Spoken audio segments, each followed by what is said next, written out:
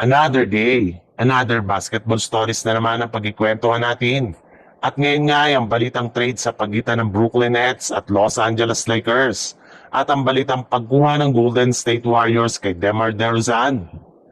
Kahit man nga nagawa na ng Los Angeles Lakers na manalo sa kanilang game kanina laban sa Denver Nuggets, ay may ilang mga analyst pa rin nga nagsabi na hindi talaga sasapat ang kanilang lineup para makapag-compete sa kampyonato.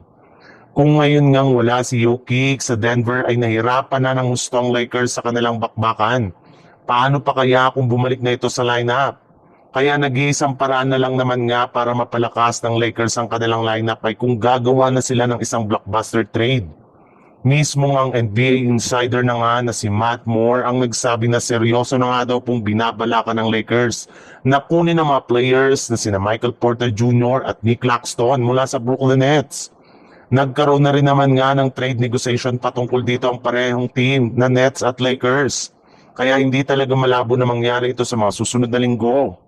Seryoso rin naman nga talaga ang Lakers na makakuha ng at least isang big man katulad ni Claxton at isang 3-point shooter na si MPJ na siyang magiging susi para makakuha ng kampyonato.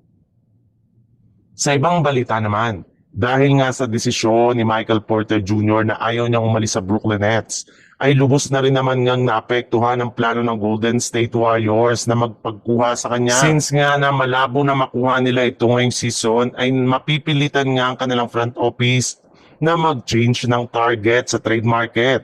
Imbis nga na kunin si MPJ ay balak na lang naman nga daw ng Golden State Warriors na kunin si DeMar DeRozan.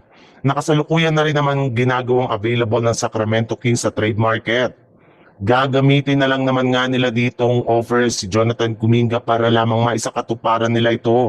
Aminado na rin naman nga ang front office ng Golden State Warriors na simula nga na mawala at magtamo ng season-ending injury si Jimmy Butler ay mas lalo lamang ang bumagsak ang kanilang tsansa na makapasok pa sa playoffs at makapag-compete sa Western Conference.